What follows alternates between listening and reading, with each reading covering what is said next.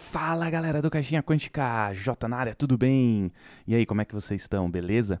Empolgados aí com a série do Senhor dos Anéis que tá rolando, tá dividindo opiniões, né? O negócio tá meio assim, não devia estar não, né? É só uma série, né? Assim, não devia estar dividindo tantas opiniões, a gente tá fazendo uma sequência dela no nosso podcast, né? No caixinhaquântica.com.br. A gente já falou do episódio um e 2, e aí vamos fazendo de dois em dois aí pra conseguir falar mais, né, abranger um assunto maior do que um episódio somente, né? Mas hoje temos aqui o The One Ring RPG, ou Um Anel RPG, traduzido pela Devir, segunda edição aí, cara, financiado, lançado pela Free League.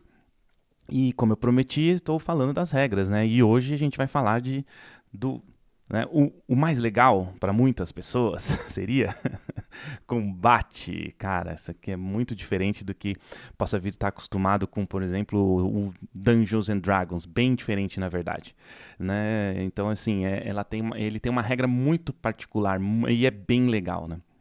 E a primeira coisa que acontece aqui é a sequência de combate. Temos dois pontos simples, né, que é saraivada inicial e rodada de combate, Close Quarters Rounds. Eu não sei como é que vai vir traduzido isso aqui, mas nada mais, nada menos que a própria rodada de combate próxima ali, né, entre os grupos ou exércitos. Mas Open Volleys foi traduzido como saraivada inicial, que é quando os grupos estão, ou o exército estão vindo se encontrar um contra o outro, e solta, um lado solta flechada, outro lado solta uma lança, e aí, né, antes de dar aquele embate, você tem é, pelo menos ali uma chance já de acertar, né? Então é muito legal esse tipo de abordagem assim dentro do jogo. E essa saraivada, ela pode assim, aí o mestre pode decidir se vai dar tempo de fazer se vai dar tempo de fazer duas, se não vai dar tempo de fazer nenhuma. Então não é obrigatório, mas é uma questão bem bacana que tem entre os dois grupos, né? E aí a gente tem aqui também uma regrinha de quem estiver carregando um escudo pode levantar o escudo, né, durante essa saraivada, e você vai aplicar o dobro do modificador do aparar. Né? No modificador do aparar entra ali, dificultando assim, né, o acerto. Né? Algumas flechas podem bater no escudo, tal, uma coisa bem legal. Bem como a gente vê nos filmes do Senhor dos Anéis mesmo, né, do Peter Jackson. E aí, feito isso, isso resolve, é um passo bem simples, né, esse primeiro passo do saraivada inicial, e aí a gente entra mesmo aqui, efetivamente, no Close Quarters Rounds, né, a rodada de combate. Primeira coisa que a gente vai fazer no Close Quarters Round é os ataques surpresas. Esses ataques surpresas, eles podem ser feitos de duas maneiras aqui, né? Ou a companhia vai ser emboscada, né, os personagens, ou os personagens vão emboscar os inimigos. Então, quando, aqui está falando, né, quando os inimigos estão tentando emboscar a companhia, né, um ataque surpresa, os heróis vão ter que fazer um teste de awareness, atenção, né, todos eles. Então, aqueles heróis que falharem no seu teste vão ser pegos, né, de guarda baixa aqui, ó. Eles não vão poder fazer nenhuma saraivada inicial, eles não vão ter essa oportunidade e nem tomar ações na primeira rodada de combate. Então, ou seja, está surpreso mesmo. E o contrário também, né, que é emboscar os inimigos, né? Então a companhia está tentando emboscar os inimigos. Todo mundo vai fazer um teste de furtividade, stealth, e todos, aqui é diferente, todos os jogadores têm que passar para, né, ter sucesso e emboscar os inimigos, né? E aí aqui a gente tem uns ambushing options, que seria nem sempre você pode fazer o teste, precisa, né, fazer o teste de furtividade, né? Pode ser um teste de batalha, tudo depende da narrativa, né? Pode ser um teste de caça. Então vale o lore master, o mestre, aplicar o melhor teste que ele achar conveniente na hora, dependendo da narrativa. E, né, se os inimigos estão emboscados, eles também não vão fazer a saraivada inicial e também não vão ter ação na primeira rodada de combate. E aí a gente entra aqui, né, na escolha das instâncias. Depois o mestre vai fazer os engajamentos, né, cada um vai se engajar com um ou com mais e resolver as ações. Instâncias é uma coisa bem legal, porque dentro desse jogo, cada personagem pode escolher estar lutando mais próximo do inimigo ou mais longe do inimigo. Então isso vai fazer uma diferença nas opções de combate. Na primeira edição mexia na CA, né, no aparar. Então quanto mais perto, mais fácil. Quanto mais longe, mais difícil de acertar. Na prática aqui vai continuar desse jeito, né? Então a gente tem 3 instâncias próximas de combate, né? Que é forward, open e defensivo. E a gente tem uma que é a distância, Ranged Combat Distance Reward. Então são 4, né? Efetivamente são 4 instâncias que o personagem pode jogar escolher no começo de cada rodada. Então você pode livremente assumir qualquer instância no start, no começo do round. Então, e aí aqui a gente tem uma regrinha também. Ao mesmo tempo que o ataque à distância, a instância de ataque à distância, ela pode ser selecionada somente se tiver um requerimento mínimo, né? Que é pelo menos 2 estarem na Open, né? Ou na Open não, na verdade, né? Pelo menos 2 estarem na Close, né? Então tem que ter pelo menos 2, não pode ficar todo mundo só na distância, não é permitido na regra do jogo. E aí é que a gente tem a descrição de que cada instância faz. Então a gente vai ter a forward, né? Que é lá na frentão, é o primeiro. Então você está indo para lutar bem de perto, bem próximo. Então você vai ganhar nas suas rodadas de ataque um D6, né? Mas também, olha aqui, ó, como você está muito ali na frente, né, se expondo, você também, inimigos contra você, você também vai tomar com um D6 a mais contra. Então é mais fácil de acertar, mas é mais fácil de ser acertado. E aqui a gente tem algumas tarefas que você pode usar, e a gente vai falar de que cada uma faz lá na frente, mas que é intimidar inimigo. Então essa é a regra de quem está na instância forward, né? Fazer as jogadas dessa maneira. Quem escolher a open, você está meio que, né, sparing yourself, você está meio que se resguardando, mas também está um pouquinho lá na frente, então você não vai ter nem vantagem nem desvantagem, né? Não vai acontecer nada, não vai ganhar um dado, mas também não vai ter um dado a mais contra você, esse D6, e você vai ter essa Rally Comrades, né, que é a sua task que você tem dentro do combate, né? Então aqui o forward pode intimidate foe, né?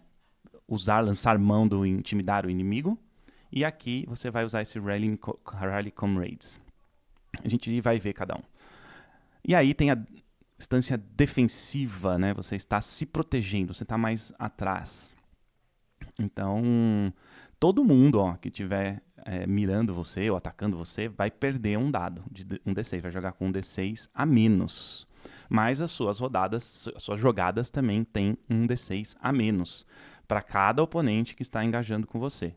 E a sua tarefa de combate é proteger o companheiro, protect companion. Por fim, a última, né, Reward Stance, que é o combate à distância, né? Você está bem longe ali, você está com armas à distância mesmo, arcos, né? Você está com bestas, então você pode atacar os adversários. E aqui é importante, ó, você pode atacar seus adversários também usando somente armas à distância. Né? E você só pode ser atingido por quem está usando armas similares. Né? Não tem como alguém te atingir com uma espada se você está muito longe. E você tem o preparar o tiro, né? Então, assim, é muito interessante isso, né? Porque você escolhe a maneira que você está atacando. Aqui tem um desenho das instâncias, como seria o ataque, ó, o forward, o open, né? O rearward e o ranged, né? O ataque à distância. Então você tem aqui a ordem de como está sendo a combate, como que é a imaginação do combate dentro do jogo, né, do The One Ring. E aí a gente vai para os engajar, né? E o mestre, o que ele vai fazer? Ele vai ver se tem mais inimigos do que jogadores, aqui ó, more enemies than players. E aí ele vai colocar, assim, primeiro ele vai começar pelos que estão próximos, né, que é o Close Combat Stance. Então ele vai engajar um por um, primeiro um com outro, outro com outro, né, assim vai. E aí, depois, para quem sobrar, porque aqui eu tenho mais inimigos, né? E aí ele vai escolher engajar o 2, né? E aí vai aumentando, né? Vamos supor, tem 4 jogadores e 6 inimigos. Então, 1, ou ele pode 2, 2, 1, 1, né? Ou ele pode colocar 2 para fazer ataque à distância, enquanto os jogadores estão engajados um contra um.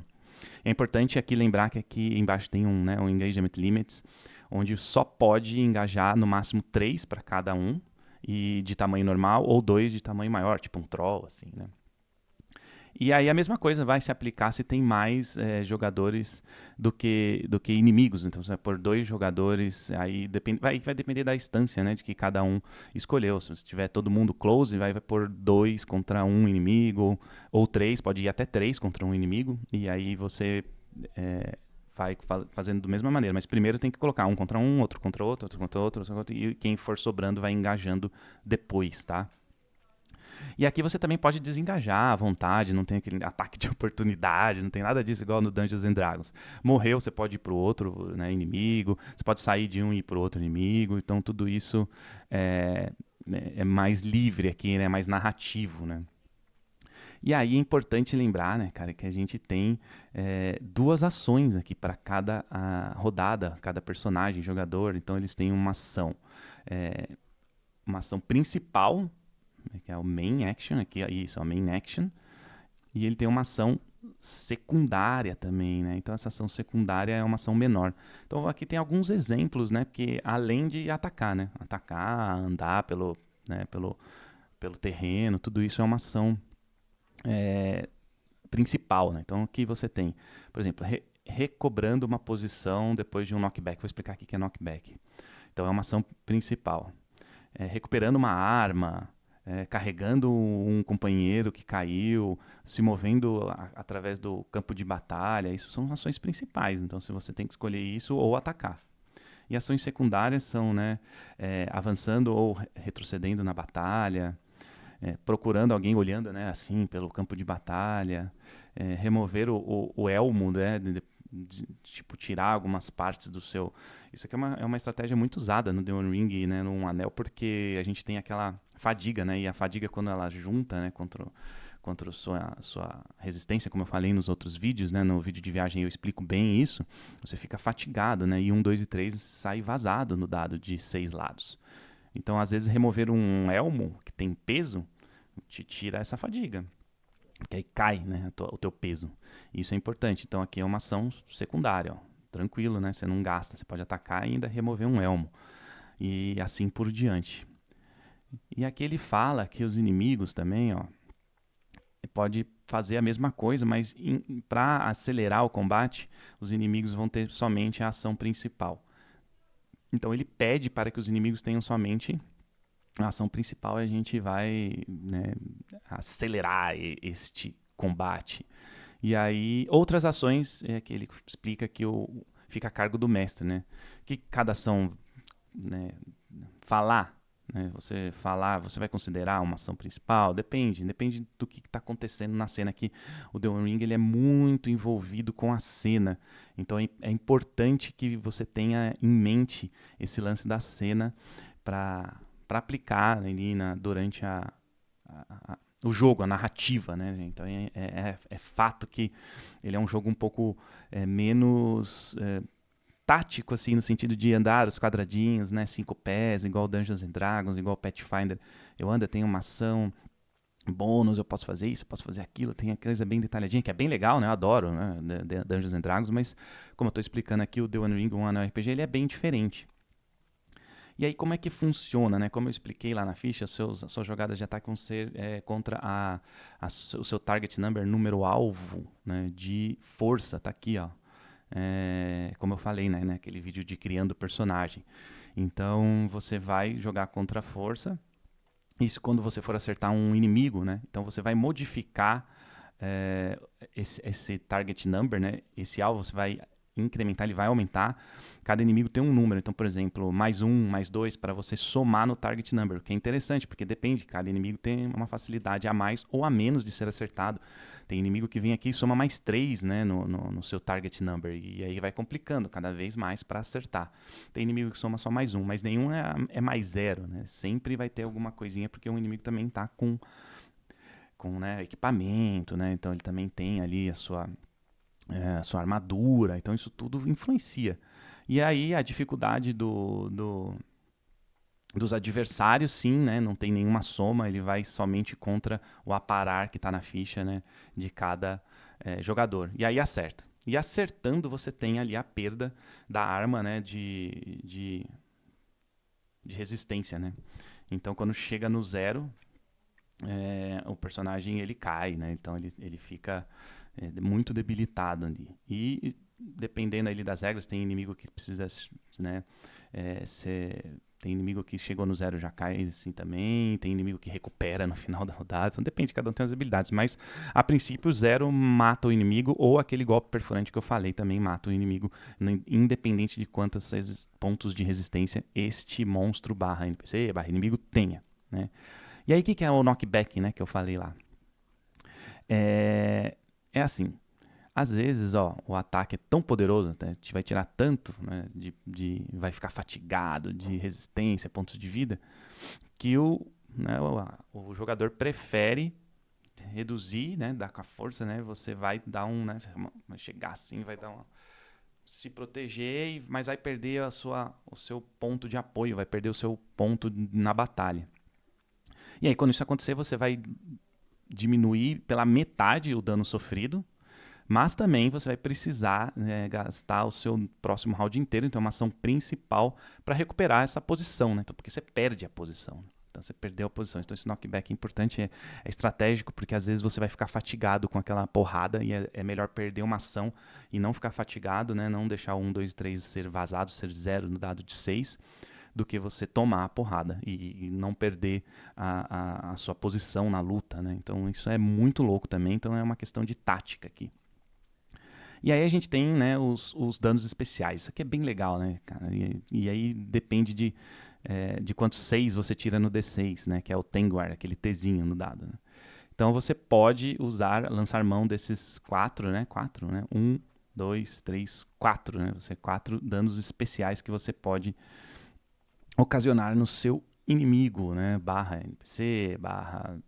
depende da história quem você está atacando, né? Então você gasta aqui, ó, por exemplo, ó, você gasta um desses pontos, eu tirei um 6, né, eu só vou ter um, se eu tirei 2 6 eu posso gastar 2 vezes, e isso se mantém aqui, né, depende de quantos 6 você tira.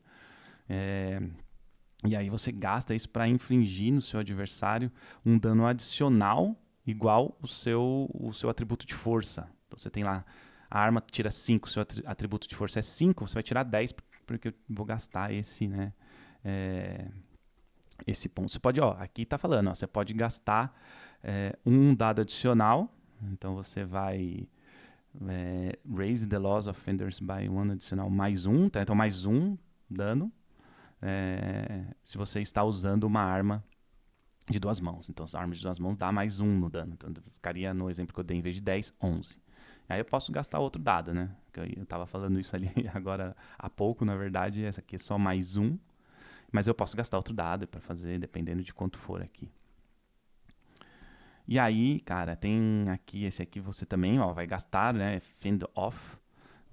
Eu não sei como é que vão vir essas traduções, mas vai ser a mesma regra, ó. Você vai gastar um dado, né, desses 6 que você tirou e vai modificar o seu aparar nesta rodada, né. Mais um, se você estiver usando machados, mais 2 se você estiver usando espadas e mais 3 se for lanças, né? Então é interessante isso, né? Porque depende da arma, você melhora bastante o seu aparar, porque a lança ela dá uma distância, uma certa distância até o inimigo, então seu aparar acaba crescendo mais, né? Acaba crescendo com mais 3 aqui.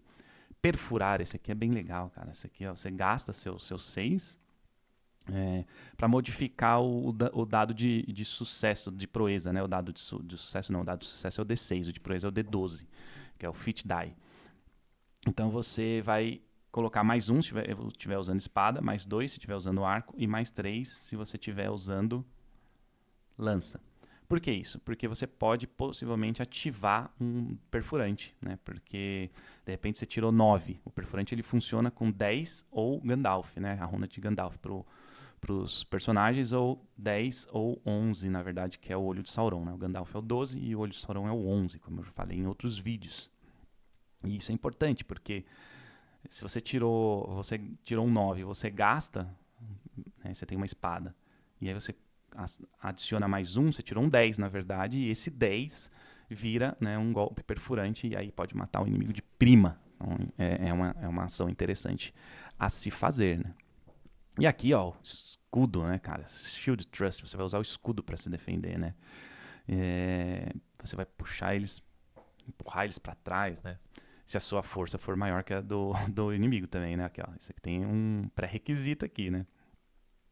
Gaste um, né, dado de sucesso de 6 lados, e o personagem, o adversário, né, que foi empurrado com seu escudo, né, ele vai sofrer uma penalidade de um dado pelo resto da rodada.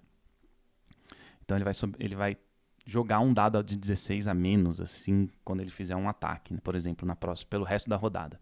Então ele pode querer atacar um outro inimigo, um outro adversário. Então aí você pega e tira um D6. Então é uma atrapalhada, né? Estilo, sei lá, tô atrapalhando aqui. Temos as regras né, que eu já falei bastante dessa regra, que é o perfurante. Então se você tirar um 10 no D12, tá? Ou a runa do Gandalf, que é esse símbolozinho aqui, que seria o 12 de um dado de 12 lados, você ativa. E aí o inimigo vai ter que fazer uma jogada, né, de proteção com a armadura que ele tem. Então ele vai ter lá, a armadura dele dá 2d6. Então ele vai jogar um d12 mais 2d6 e atingir o número alvo, que é o injury, que tem na tabela de armas, que eu já vou até mostrar ali.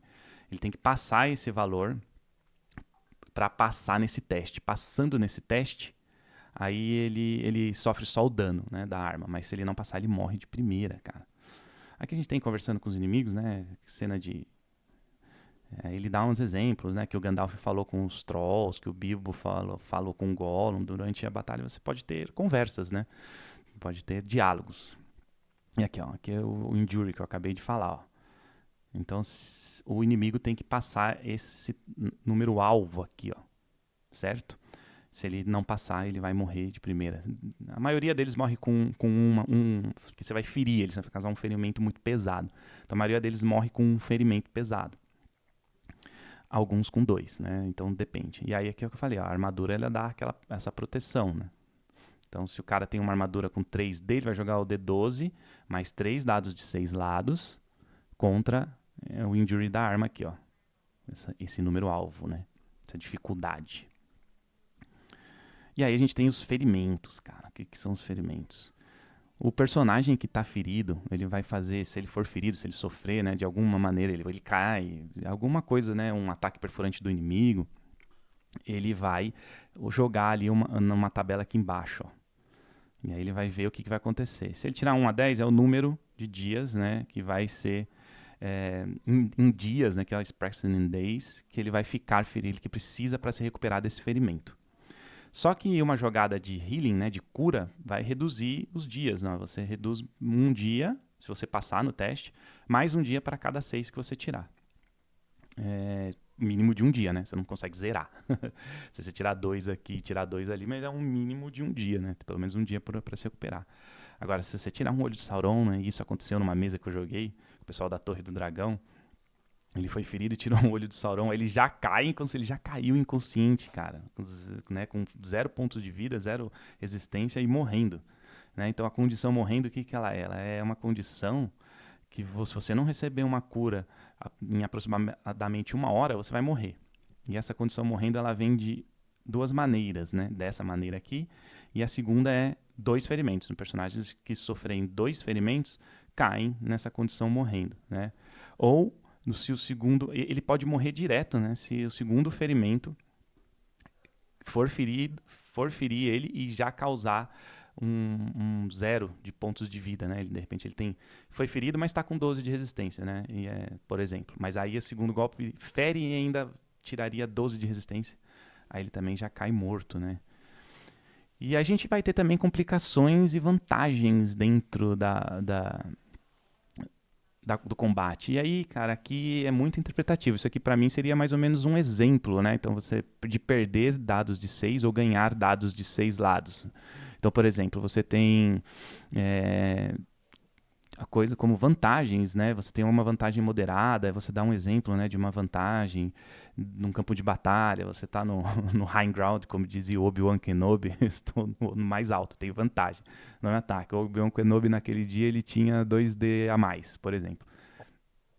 e o Anakin tinha 2D a menos, né? Então, por exemplo, isso aqui são exemplos de complicações ou vantagens durante jogadas. E ele dá exemplos de range de ataques circunstâncias também, né? O alvo está num range médio, tem cobertura como árvore, isso aqui é cobertura, né? No Dungeons and Dragons tem lá mais 2 no CA, na meia cobertura, essas coisas, né? Então isso aqui também se aplica aqui, mas de modo como se fosse vantagem ou desvantagem. Então é interessante, né? Uma diferença aqui. Diferença. E aí a gente vai ter aquelas tarefas de combate que eu falei, né, lá atrás. Então você tem lá na forward stance, você tem um Intimidate Foe, né, intimidar o inimigo. Que são jogadas de skills durante a rodada. E ela custa uma ação principal. Então você vai fazer uma jogada de assombra aqui, all. Né, e aí ele vai explicar o que acontece, né? Num sucesso, ele vai abalar a moral, né? Isso aqui é abalar a moral, né? Olha o RPG old school aqui, né? Abalar a moral dos inimigos que tem o might. Isso aqui é da ficha do inimigo, né? Do adversário. Vai ter might, essa força aqui, esse poder 1 ou 2 ou 3, que é a quantidade de ataques que ele consegue, quantidade de porrada que ele consegue receber. Mas quem tiver esse might 1, você vai olhar lá na ficha, né? Do inimigo vai estar lá might 1. E aí ele vai ficar exausto. Olha que interessante aqui, ó. Então ele fica exausto, 1, 2 e 3 vazado, não vale, né? E aí se você tirar um 6, todos os adversários com Might 2, né, são os adversários mais fortes aí também vão sofrer a penalidade. E se você tirar 2, 6, todo mundo no campo de batalha, né? Então você vê que os 6, o Tengwar, são sucessos absurdos que o jogo proporciona, né? Que o The One Ring, um anel RPG, proporciona pro jogador, né? No geral, né? Também pros adversários. Na instância aberta, né, Open Instance Rally Combat, você vai fazer um teste de animar em Harten, né? E aí no sucesso, todos os membros da companhia lutando numa instância próxima, né, no Forward Stance, que é essa aqui, ó, Forward Stance, ganha um dado nos seus próximos ataques, no seu próximo ataque, né? E se conseguir lá o 6, então todos os personagens em Open também ganham, né? Que seria essa aqui. Ele vai aumentando, né? E se conseguir 2, 6, né? 2 sucessos, é aplicado a todos os personagens. Então todos eles vão ganhar esse dado aqui. Isso custa ação, né? Em vez de atacar ou fazer alguma outra coisa, você lança a mão dessa estratégia. Defensivo aqui você vai fazer uma jogada de batalha, quem estiver na instância defensiva. E no sucesso, todos os ataques que são mirados contra, né, essa personagem, né, perde um dano. E um dano a mais para cada... E um dado, né, um dano, ó. Perde um D6, né? D6 aqui é bastante ponto. E um D6 para cada sucesso aqui que tirar esse Tengwar, o 6zinho aqui, né. Preparar tiro. Prepare shot, quem está na distância reward. Vai fazer um teste de scan, que é procurar, mirar ali, né? Bem, uma traduçãozinha mais livre. E aí você, nesse sucesso, o atacante ganha um D6 na próxima, né? Na próxima, on the next range, na próxima rodada. Então, uma você prepara o tiro, na outra você ganha um D6 a mais na jogada de ataque. E aí um D6 para cada 6 que ele tirar a mais.